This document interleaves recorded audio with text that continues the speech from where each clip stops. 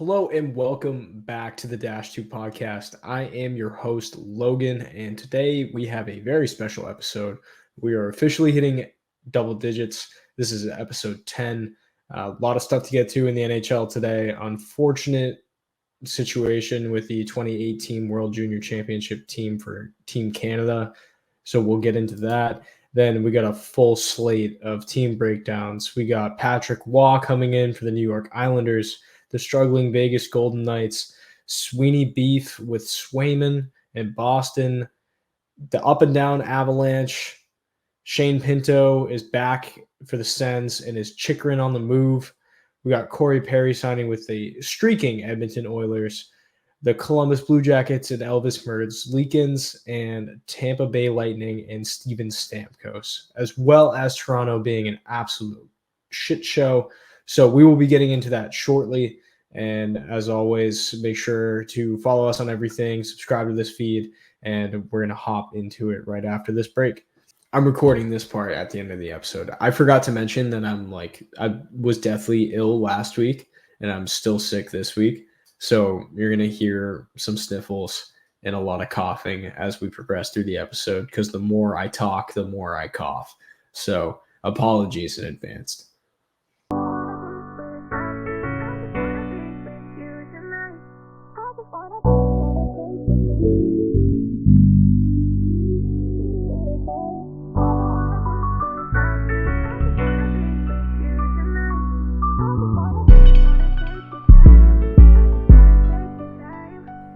So, kind of a tough start just because this happened today, and it feels like something that's going to be a major talking point for a few weeks. And as somebody that wants to take this pretty seriously and be fair with the sport and the league as well, you got to cover the good and the bad.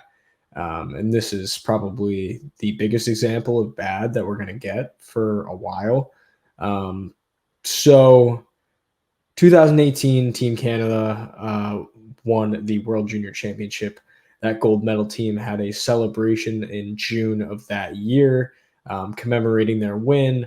And so there was a situation where there was a sexual assault that took place. A very brave woman came forward. It's a huge organization. Obviously, Canada is big time, big hockey country. Sorry. And, coming out against players and Hockey Canada as a whole is a really big thing to do. And this woman came forward and reported to the police in regards to a sexual assault that occurred.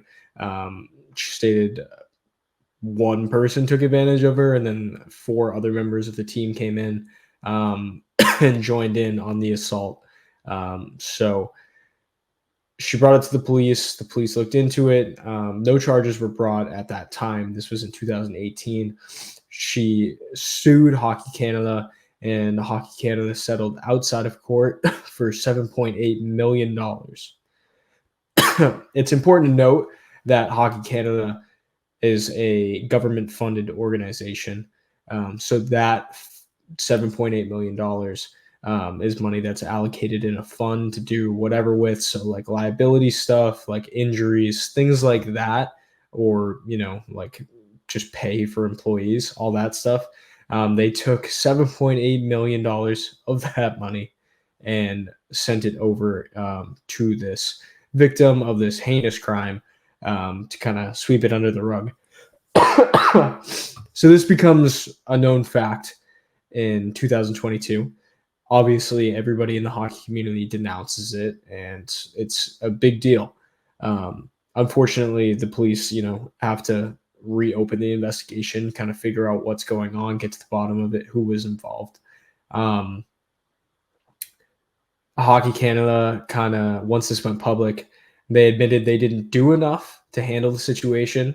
So they came in, they fired everybody that was in charge, clean house, start new, clean slate, with all new members of boards and all that fun stuff, and kind of restructuring the way that they do business and conduct themselves. Meanwhile, the police reopened this case in 2022, and the NHL held their own investigation mostly due to the fact that this 2018 Team Canada roster has an absorbent amount. I hope that's the correct word. I don't know. They have a lot of players that went on to play in the NHL. All but 3 players went on to play in the NHL. And that was the backup goalie, and then 2 guys that had promised but just never made it.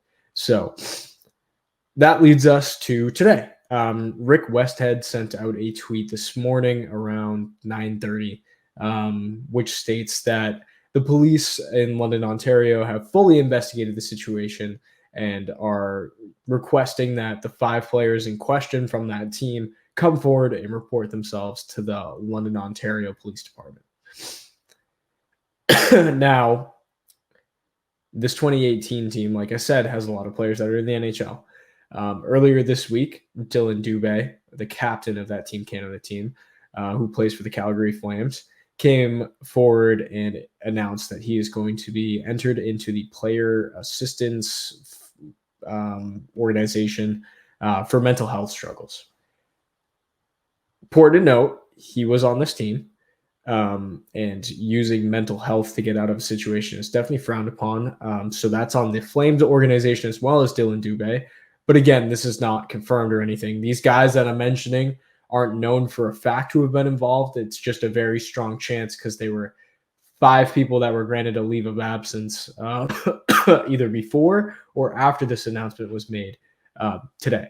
So Dylan Dubé was the first one to enter the assistance portal for mental health reasons, but it doesn't seem like it's mental health. We'll move on. Carter Hart was granted a leave of absence on Monday for the Philadelphia Flyers for personal reasons. And then the next player was Alex Formenton. He was a former first-round draft pick of the Ottawa Senators. He's currently playing in Switzerland. He hasn't played in the NHL in 2 years, and the Sens have pretty much all but written him off.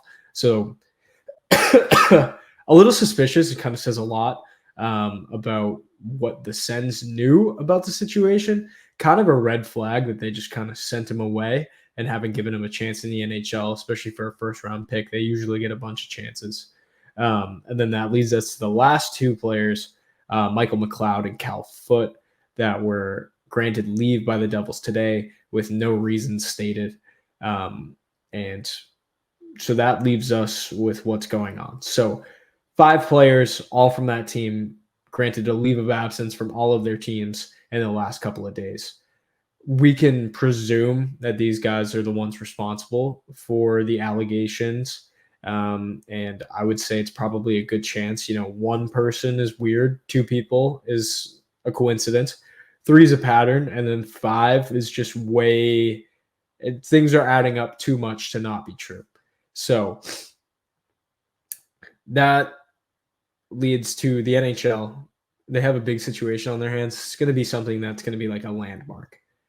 This is a big deal. Having players like that have to report to the police for a sexual assault is a pretty big deal. And there's been guys like Slava Voinov. He got kicked out of the league for domestic abuse, which he wasn't charged for, but he's been kicked out of the league and hasn't been able to come back. Milan Lucic, obviously this year, had a domestic violence thing. He was granted a leave of absence, but he hasn't been seen since with the Bruins.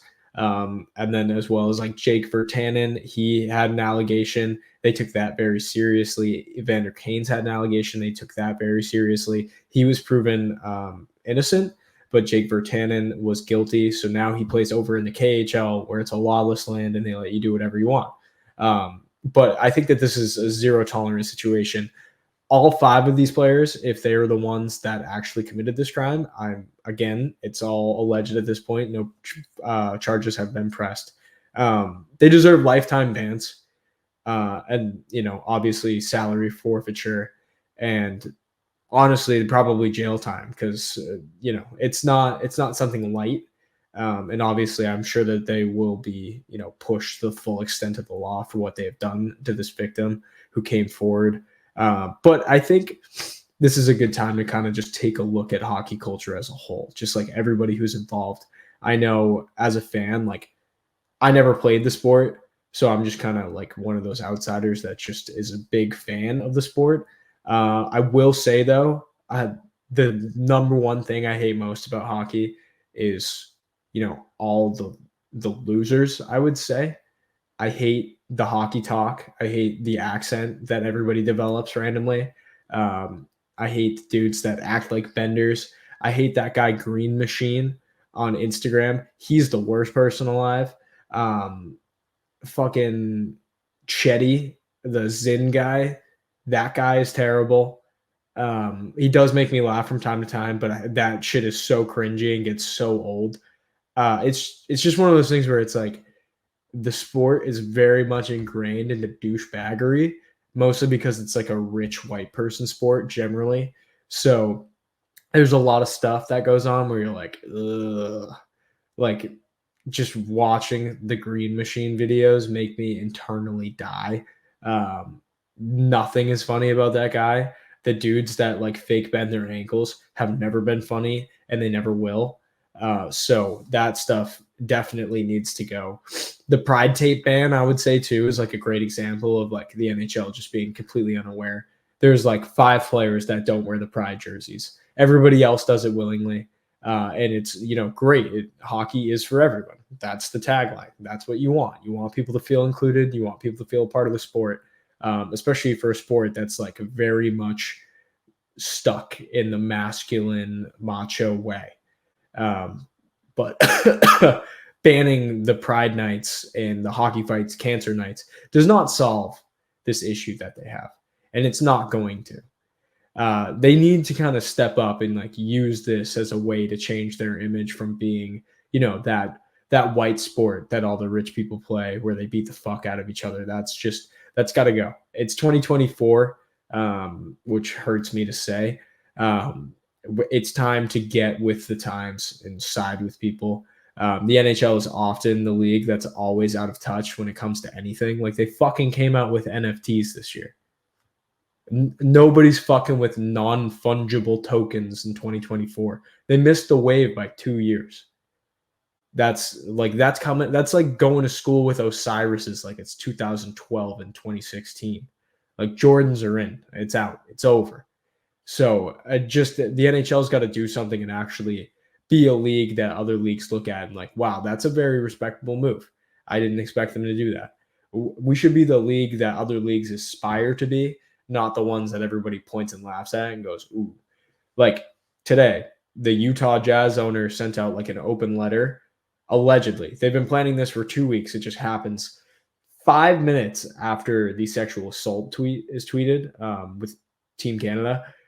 Elliot Friedman, the bootlicking son of a bitch that he is, he tweets out, Utah Jazz owner writes open letter to NHL about being ready for expansion right now. Read the room, you fucking idiot. Like, we get it. You're an insider. You got to report it. But you're still a fucking loser for doing it, like, right when it coincides with a huge moment in hockey with, like, we got to let this shit breathe. Like, use your brain. A huge major announcement just came out about, like, an alleged sexual assault. You're like, oh, let's talk about expansion. Like, you could not make it more obvious that you're trying to cover it up. You're a dirtbag. Gary's a dirtbag. The league's a bunch of dirtbags. Like, if you're an NHL official and you still put out that tweet like 10 minutes after that happened, it wasn't like it was like 10 o'clock even. It was like 9:45. Like 9:45 feels like too weird of a time for you to send out some major news about expansion, especially when the league just expanded. So that'll be the next thing that we get into. Allegedly, Utah has the Winter Olympics coming up. So they're going to have a full-blown NHL ready rink in 2026, I believe. Or maybe it's maybe it's this year. I don't know. It's something about 2024 in a ready NHL rink. Obviously, the Yotes still don't have an arena, and the league's kind of pushing them right now to get their shit together and pick out a spot. So the Yotes are on borrowed time at this point. It's looking like Utah's definitely pushing for a new franchise that they can create. 32 teams has generally been the cap in professional sports leagues. I don't really see, like, obviously you could do a 17 team or 17 teams in each conference, but they're still going to be 16 spots in the playoffs. So 32 is generally considered the perfect amount. But if you're going to open it up, like, I don't know why you would choose Utah.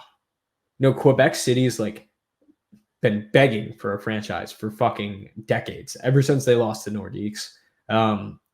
Houston had the Arrows in the 70s. They were a big time hockey team. They had Gordie Howe, his sons, and then they had an AHL team for years, and they got good turnouts.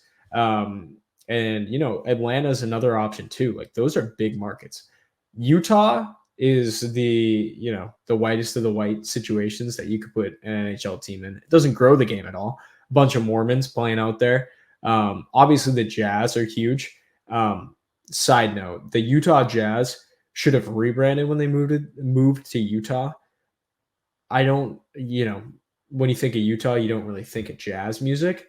And considering they were New Orleans Jazz, like, that checks out. Once you move to a state that doesn't have that kind of culture in it, you just got to rebrand. Like the Winnipeg Jets, like, they didn't go to Arizona and become the Arizona Jets. They became the Coyotes because that makes sense. You got to rebrand around the culture that you're in. Like the Atlanta Thrashers, they didn't become the Winnipeg Thrashers. They were like, oh, there's already a culture here. Let's do the Winnipeg Jets again.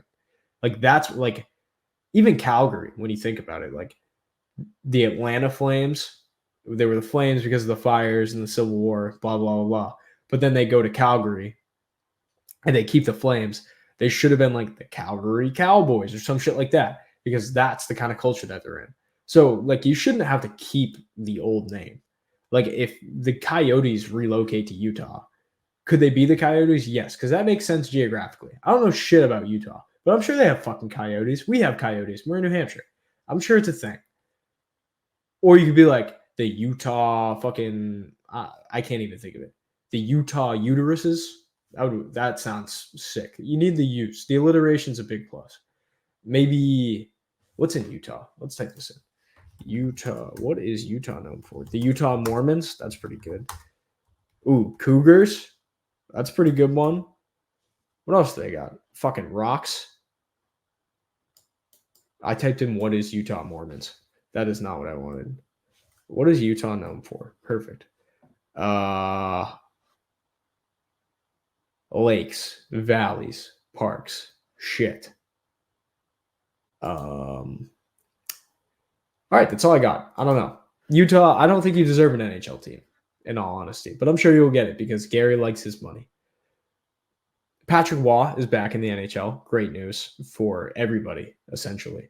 Lane Lambert only coached one season as the New York Islanders head coach. He had 61 wins, 46 losses, and 20 overtime losses. The senile old fuck in charge, Lou Lamoriello, decided that he didn't think that the inconsistencies were going to stop, and he figured, if I can bring in somebody like Patrick Waugh, why would I not? Which you would think maybe more teams in the NHL would have thought.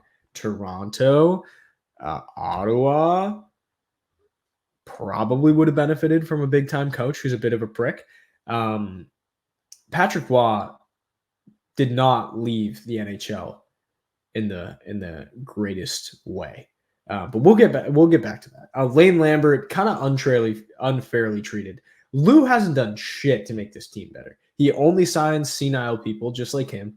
He likes dudes over 30. He likes extending them way too long and paying them too much money, to the point where nobody else wants him. He let Barry Trotz walk instead of signing him, who Barry Trotz carried them after that Capitals Cup, carried them to 2 Eastern Conference Finals and great playoff runs, and really overachieved with the roster that he had in place. Now Barry Trotz is the GM in Nashville, and they're doing better. They're turning it around. So it's kind of what Barry does. So letting him walk was a big mistake. That's classic Lou. And Lambert kind of got fucked even more because he comes into a team and he's got worse players than Barry Trotz did. And then he kind of just has to figure it out on the fly, especially as a first-time head coach. I don't think 100 games is a good enough sample size to really determine, especially with the roster that he had to work with. But we'll get into Patrick Waugh. He left the NHL in 2016. won a Jack Adams Award with the Colorado Avalanche. He was there from 2013 to 2016. He made the playoffs once. They lost in round one, game 7 against the Minnesota Wild. Nino Niederreiter scored that goal. One of my first playoff memories. I was like, that shit was crazy. But it was a bad team for 2 of those years. They were like bottom feeders. And I mean, it wasn't really his fault. He basically tried to make a power play with Joe Sakic and kind of force Sakic to give him some say in roster moves and all that stuff. Sakic obviously did not fuck with that and then Patrick Waugh resigned, fucked off. He became the head coach of the Quebec Remparts, which he was doing before he was in the NHL. He's a 2-time Memorial Cup champion. One was in 2006. The other one was last year, 2022, 2023. He's one of the winningest coaches in the QJMHL history. He's got 524 wins, 255 losses, and 66 overtime losses. He's a complete fucking hardo. He was as a player. Obviously, we know he forced his way out of Montreal, ended up on the Avs, won 2 cups with them, and just kind of an asshole to everybody. Fighter, willing to chirp other players like skaters. Jeremy Roenick, for one, got chirped by him at one point. It was like, couldn't hear you over the rings in my ear, which is pretty fucking sick comeback. But he's a very angry coach. He almost fought Bruce Boudreau while he was in the league. And he's also like one of those dudes that was the pioneer of pulling your goalie super early. There was one point he pulled a goalie with 7 minutes left in a game. So he just does whatever the fuck he wants. He's a very emotional guy and kind of goes off of it. I would say he's an Islanders type. He fits their culture completely. It seems as though that's like right up his alley, just being a complete hardo and focusing on defense. In his introductory press conference, he was bringing up like defense wins championships, which is in line with what Lou wants. Famously won cups with the Devils under the trap system back when hockey was dead. So then footage came out of the first practice, and he was already screaming at guys during drills. So you brought in the right guy to get what you want, Lou. Like, this guy's an absolute hardo, and he's gonna fucking push that team to the limit right away. Which it is fun to see. We now have Peter Laviolette and Torts and Patrick Waugh all in the same division. So they're just missing Craig Berube, and then they would have the Mount Rushmore of angry coaches. Torts and Patrick Waugh in a playoff series would be fucking electric. That would be sick. Because I'm sure they want to kill each other at some point. And Laviolette's not afraid to be an asshole as well. So good times. The Vegas Golden Knights are going to be shit out of luck for the foreseeable future. Jack Eichel is out week to week with a lower body injury. He had surgery done on it. It was not announced to the public what specifically he had done. So he will be out for like 6 weeks. He's got 42 games played, 19 goals, 25 assists, 44 points. What you would like to see from a guy who almost won the Calder in the playoffs. William Karlsson is also injured week to week. So, Chandler Stevenson and Nicholas Waugh have to really step up in their absences, kind of play higher up in the lineup. Like, obviously, Chandler Stevenson's borderline, like, first-line center. He's definitely not a superstar like Eichel. And Nicholas Waugh was, like, playing fourth line last year. So he definitely has to step up big time. They have to produce. Vegas is kind of struggling. I watched the game against Nashville, and they did not look great, in all honesty. They did win that game, but it's kind of sloppy offensively. The defense is bailing them out, and then they're getting good goalie play, obviously, between Aiden Hill and what's his name? Logan. The goalie named Logan. That's all I can remember right now. But yeah, they were playing great, but they've kind of struggled. They were hot out the gate, and they've kind of lost like more than they've won in the last 20 games.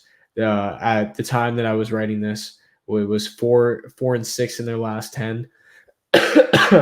And, Bruce is certainly a coach that can wear on you, and the message can kind of wear out. I've seen it with the Bruins. They would go through stretches where they just look bad. And it's because it's kind of hard to play for a guy that's a bit of a dickhead. It's just one of those things where he's just such an asshole and such a hardo, and he's willing to argue with you and throw guys under the bus in the media.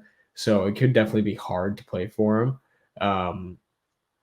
You kind of got to just abide by the D and the goaltending, and just get goals wherever you can. It's going to be tough to see if they make it into the playoffs at this point, because the Pacific Division's kind of becoming a shit show. Obviously, Edmonton's coming for that 1 seed. Seattle's still hanging around. The Kings, and then Vancouver is an absolute wagon. So those are 3 teams to look out for right away. And they're definitely in trouble if they keep this up. I know Eichel's a big loss, but I'm sure that they can find it in their lineup to figure it out. They got some rookies they can call it, like Brendan Brisson came up. He scored a goal the other day, and he's like a pretty highly touted prospect. So that's something to take a look at, and hopefully he can come in and start putting up points as a rookie. So the Boston Bruins are on a 5-game win streak right now. They are currently losing to the Hurricanes. Actually, they might have lost. Let's look that up.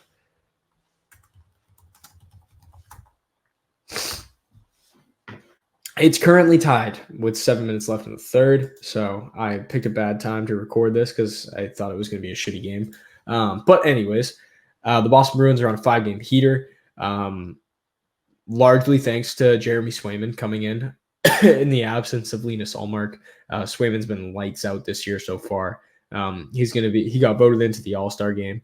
And he was quoted as saying, "Yeah, after dealing with what I dealt with this summer, hearing things that a player should never hear, feels pretty special to be in this situation. I'm extremely honored, and I'm really excited to join Pasta and Monty at the All-Star game." So it's kind of something to keep an eye on, him just like mentioning, the arbitration stuff, because from all accounts, arbitration's like the worst thing for a player to hear. It's basically the GM and the coach just ripping you apart and telling you why you don't deserve the money that you're asking for. So that can be a lot for a player to take in. The goalie is an RFA heading into next year. He's currently making $3.4 million, but he is a guy that the Bruins are going to want to build around for the future. He's like 24 years old. Linus is pushing 30. Linus is making $5 million for 3 more seasons after this year, or including this year. So he's got 2 years left after this one. And the Bruins have $30 million in cap space next year. So I'm sure that the signing isn't going to be an issue. It just depends on how much money he wants. Again, I feel like this is going to come down to a point where the Bruins are going to have to move one of them. It's great to have depth goaltending wise, but having 2 bona fide number 1 goalies and keeping them together is definitely something that's when you can address other team needs. Like the Bruins aren't perfect by any means, but it is a point of strength right now. I think the biggest reason why the Bruins have been winning so many games is because of these 2 in net being able to backstop. So it's definitely something to keep an eye on. I know most teams in the league need a goalie, but I don't think the Bruins would trade them in season. It'd probably be an off-season deal. So the Colorado Avalanche are a very fascinating team this year. So they are up and down in the Central. They're currently second behind the Winnipeg Jets, who are having a remarkable year. Nathan MacKinnon's on an absolute fucking tear. In 2023, he had the most even strength points, 40 more than McDaddy. So I'd say that's pretty good. And then this season right now, he's 45 games played. Well, this is 2 weeks ago. So 45 games played, 23 goals, 49 assists, 72 points. Not bad. But the issue with this team is not Nathan MacKinnon or Cale Makar. The issue is the close games and the high-scoring games. So in January, this was on the 15th that I did these notes. They had 7 games played, 28 goals for and 27 goals against. That's pretty bad, especially for a team that's got decent D. Having every game become a shootout is far from ideal. I think a large part of it is they don't have a lot of secondary scoring. Miles Wood has kind of picked it up as of late. Like, he's been playing pretty good. Jonathan Drouin is getting the chem going with Nathan McKinnon again. They played at Halifax together in the juniors. So I think, and obviously Nichushkin has taken leave. He entered the playoff or the player assistance program again. This is the second time within a year. Last year in the playoffs in Seattle, there was a police incident where a girl was like borderline unconscious in the hotel lobby, and she was hanging out with Nichushkin. There was no arrests or anything. He was also severely under the influence. They thought it was like a mixture of alcohol and something else. He missed the remainder of that playoff series after that. Kind of like classic Russian shit. Like, they're always getting into something. But I mean, he was cleared of any wrongdoing, showed up to camp, played. He's been great. He's like very even stats right now. He's got 22 goals, 20 assists for 42 points. He has no timetable. He just kind of said, I need to address my issues. This was before the Toronto game that they played last week, in which they pumped the Maple Leafs, which seems to be a popular thing to do at this point. But he's had a very interesting career. He was a high draft pick for the Dallas Stars, came over from the KHL, and was kind of mismanaged. They put him in a second line role his rookie year. He put up points. He did pretty good. But then they started putting him in bottom six roles, and he kind of floundered. And then he did, the right thing. He bet on himself. He didn't like the deal that he was offered. And he didn't like the ice time he was getting. He goes over to the KHL. He cooks there for a couple years, comes over to the Avs, signs on a cheap deal, gets given an opportunity for the third line, really excels, and then gets a top six chance through earning it, and then explodes in the 2021 Cup run, and then obviously earns himself a big deal, and here we are talking about him today. So that's definitely a huge loss for the Avs, and something that they desperately need. They're clearly lacking leadership.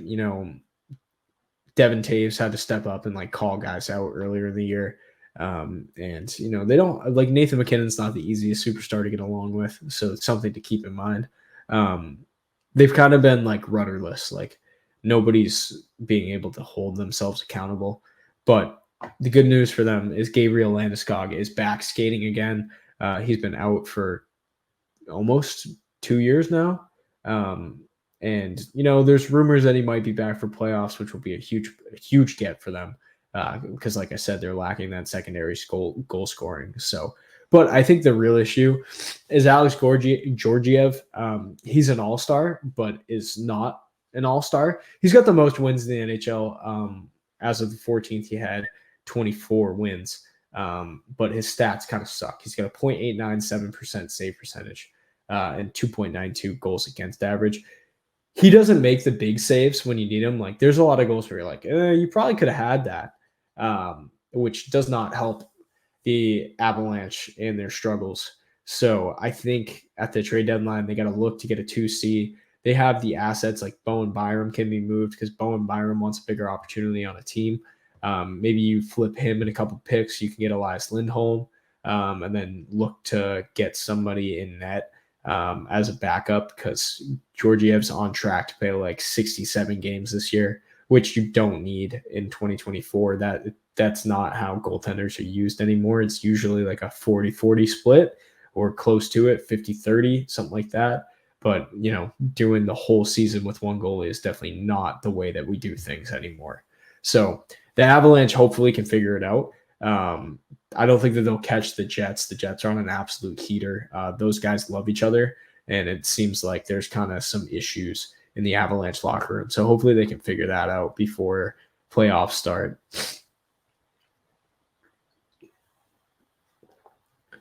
Shane Pinto, his suspension is up. Parlay Pinto signed a 1-year, $750,000 deal with the Ottawa Senators. Kind of a prove yourself deal. Obviously, he's RFA after this season again, but he did not get signed because he got suspended for 42 games. He had somebody log into his DraftKings account to set up a fantasy football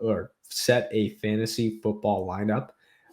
Kind of a bullshit way to get suspended for half the season, but it is what it is. He came back.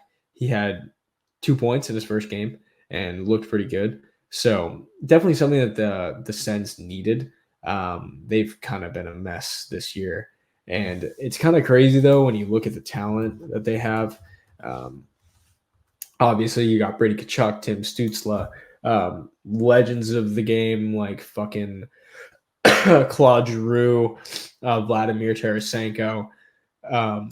You got Drake Batherson, fucking Josh Norris, Matthew Joseph, defense, Jake Sanderson, Thomas Chabot, Jacob Chychrun, Eric Brandstrom, and then Korpisalo and Net, who hasn't exactly lit it up, but he's been there. So I mean, it's kind of crazy that they've been as bad as they are, and it's going to get worse too because Jacob Chychrun, he was the big trade from last year, kind of out of the blue, ended up on the Sens, and everybody thought like, oh shit, they're going to be a wagon this year. The hometown kid has stated, to sources close to him, he's not very happy with the situation and how it's played out so far. The defenseman has 7 goals, 20 assists for 27 points right now. He's got he makes $4.6 million, and he has 2 years remaining. So that's the rest of this year and 2 years after. So he's definitely somebody that could be on the move. They definitely need to switch up the roster because clearly something is not working. That on paper, they should be better than they are, but in execution, they're absolute fucking garbage, which I think anybody who's watched them, even when they're in the lead, you're just like, I don't see how they keep this lead. They're not good defensively. They don't commit. It's definitely a struggle. So this would be a guy that any big contender would love to have. I think specifically the LA Kings would be a great landing spot for him.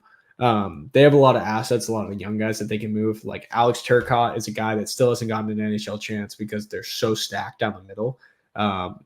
He was a high pick in the Cole Caulfield draft. Like he's one of those boys. Trevor Zegras, like all those kids. So, and he just hasn't had a chance.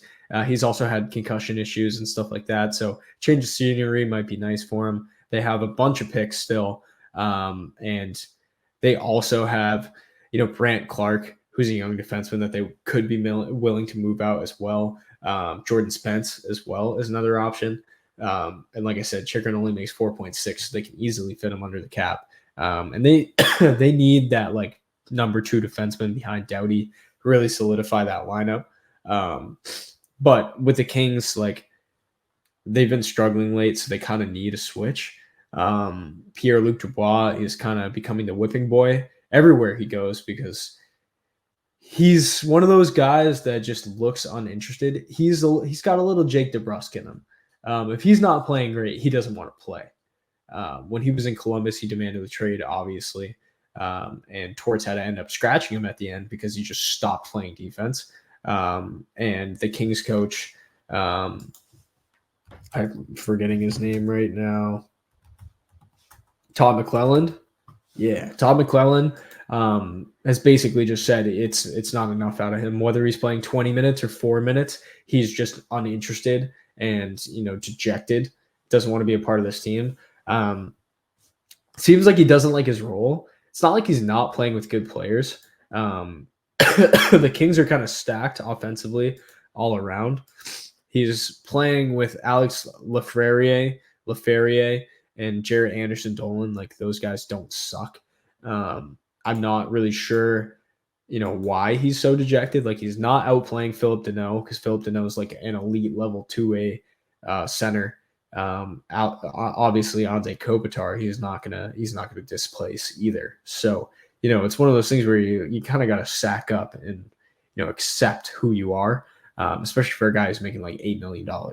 It's a bad look, especially fresh off a trade. Like, it'd be one thing if it was 2 years in, but now he was in Columbus, didn't like it, forced a trade. In Winnipeg, didn't really like it, told the team he wasn't going to resign.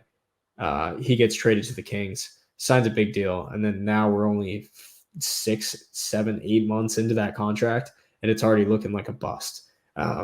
Obviously, you can't trade him because you just signed him, because it's kind of a bad look, but I wouldn't mind them getting rid of him, because he's just one of those guys where, like, on paper, he just sounds so good, and then you get him on your team, you're like, what is this?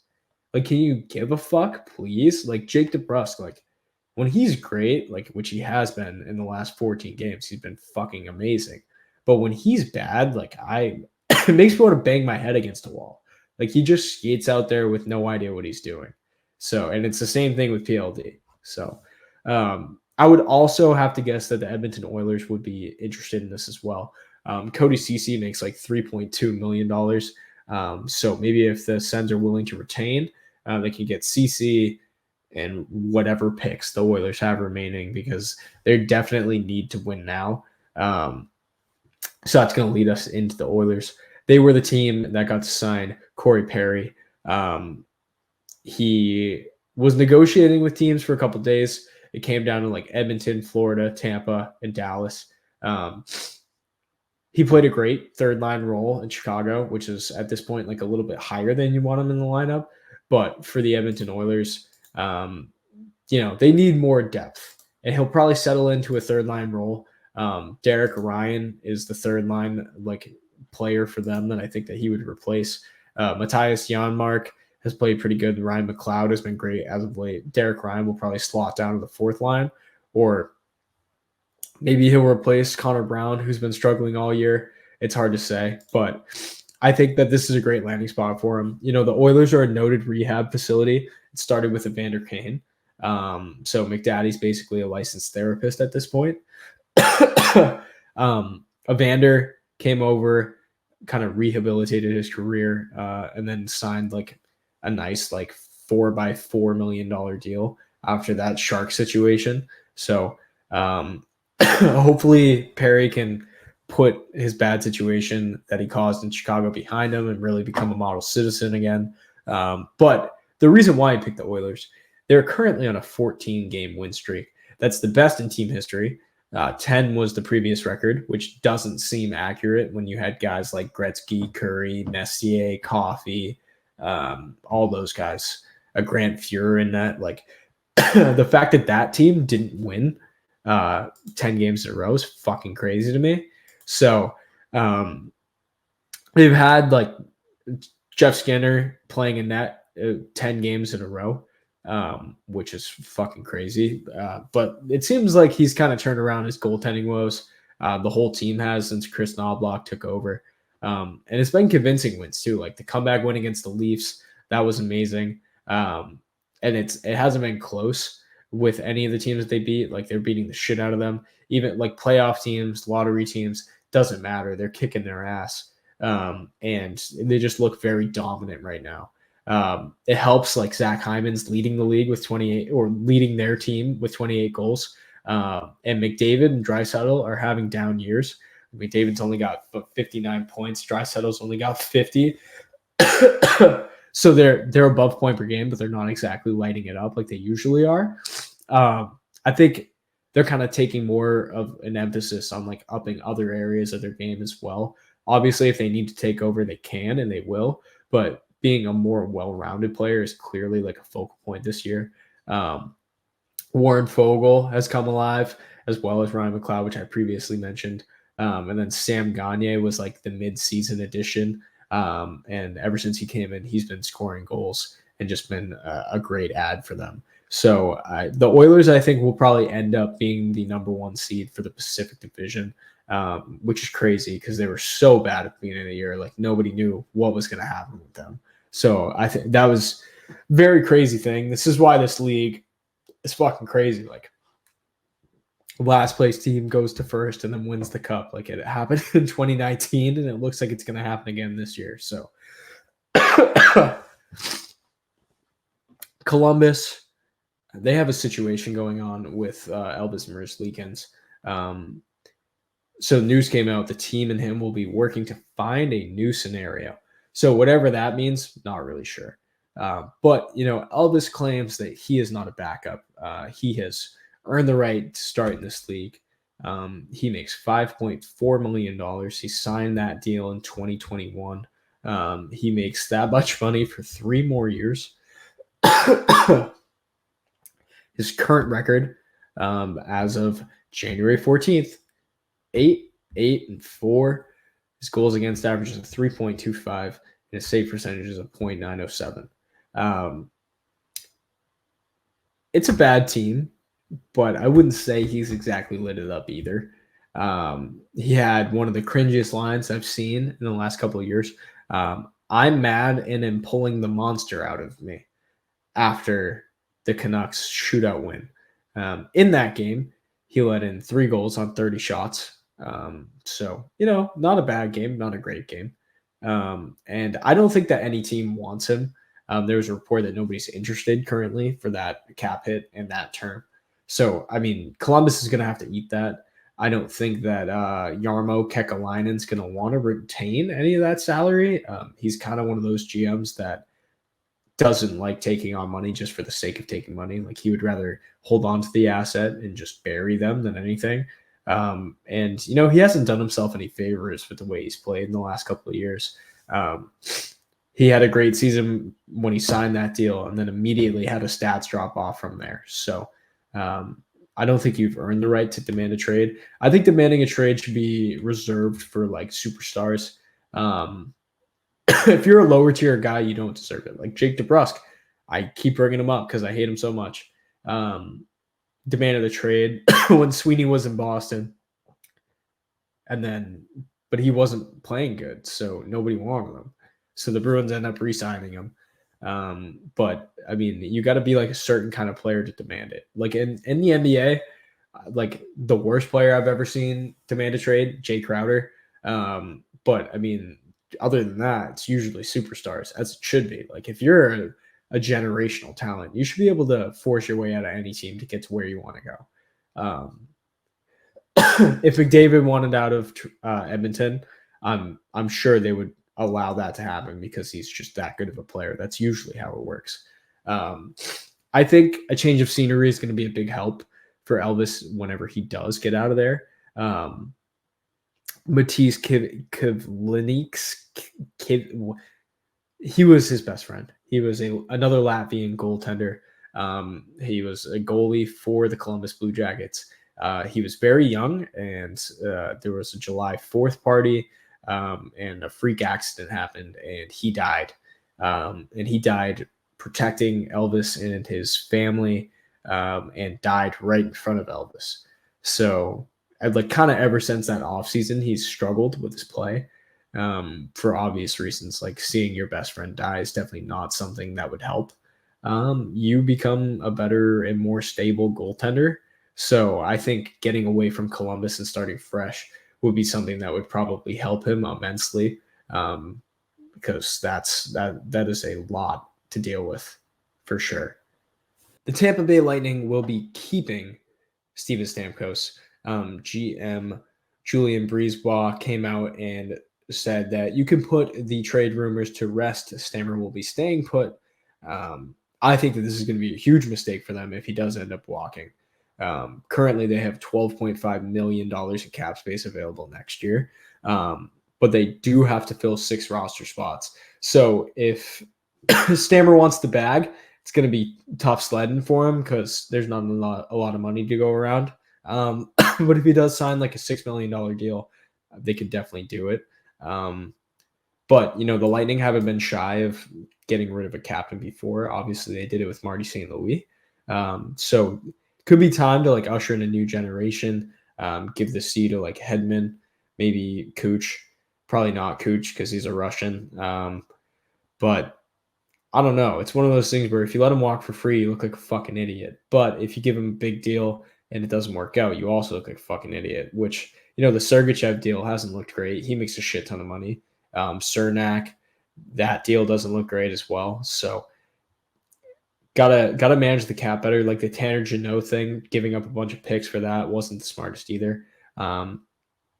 They're struggling by their standards, I would say, and the Atlantic standards. Right now, they're in third in the division, but they have like a -3 goal differential on the year. And then the defense, the goaltending has not been great. Sergachev's been injured. Vasi's been slow coming back from the injuries. But Kucherov's like he's the guy right now. He's been buzzing. 43 games played, 28 goals, 44 assists, 72 points. Just under the radar. I don't know how this guy doesn't get more coverage in general. Like obviously he's disgusting, and has been for years. Like he had a 135-point season, and I feel like that gets forgotten a lot. So we're gonna give Cooch some respect, well-deserved respect, I would say. The Toronto Maple Leafs, my favorite shit show to talk about on a weekly basis. It seems as though Sheldon Keefe is finally going to be put on the hot seat. The coach has been there for like 5 seasons now. 1 first-round advancement and a quick second-round exit. It seems as though he signed a 3-year deal in the offseason. It's looking like things are starting to get to him right now. He's been putting guys on blast in the media, just saying that the big dogs have not been good enough. He's been sitting the big boys. Tonight, after a shitty power play, he sat Tavares, Nylander, Matthews for like a 5-minute stretch. They didn't get a shift, kind of letting them know that he's frustrated with them.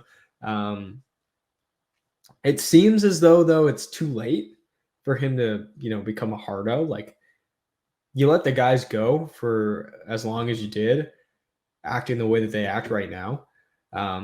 So, I mean, to me, it kind of looks like you haven't been able to inspire them this entire time. What's going to happen? Like, how's that going to start now? Brad Treliving's got a tough decision on his hands. There's a lot of coaches out there that you could bring in and kind of help this team. You got to make them stronger defensively, and be like tougher in general. Like Craig Berube would be a great hire for them. Obviously he's more of a hardo, old school coach. He can hold guys accountable. Dean Evason's the same way. He can make a group like turn around completely, and play a lot harder, a lot grittier. They recently dropped to a wild card position. They're in 4th place right now. Detroit is right on their heels, only 1 point behind. The defense and the goaltending has still not been addressed. It's still an ongoing issue. And you're starting to see these guys, like the big dogs, have been struggling. Nylander, Matthews, Marner are struggling immensely as of late. And, Nylander he had like a 5-game stretch where he only had a point. So, and that was right after the extension. So not only does Treliving look like a fucking idiot, Nylander just does not look good at all. They're getting exposed by a lot of good teams. Like they had a 3-goal lead against the Islanders, choked that game. 3-goal lead over the Avs, choked that game. 4-2 loss to Detroit. They're leading 2-1 against Edmonton, choked that lead. And then they get pumped by the Vancouver Canucks 6-4. This team just doesn't have the juice, and I'm not sure they ever will. Until they change their identity and start to, build for defense and structure and get a goaltender and get a good coach. These 4 guys, I think the core 4 are not going to be able to do it there. I just don't think they will. And I think it's going to be a long time before we see a cup in Toronto. So after all this coughing, I think I'm going to call it quits. I had another segment, but I'll save it for next week in hopes I'm no longer sick. Gotta love New Hampshire. It's 51 day, and then it's 30 for like a week. And then it's in the 20s, and then it's back up to like 40s. So hopefully I get over this within a week. At this point, we're going on 2 weeks. That's why I took a break last week, because I was dying. But thanks for listening. Subscribe to the feed, please, Apple or Spotify. Subscribe to the YouTube channel. I'm going to be putting up shorter clips on there. I got Instagram, I got TikTok. Yeah, that's pretty much all I got. So again, sorry for being sick, and we'll see you next week.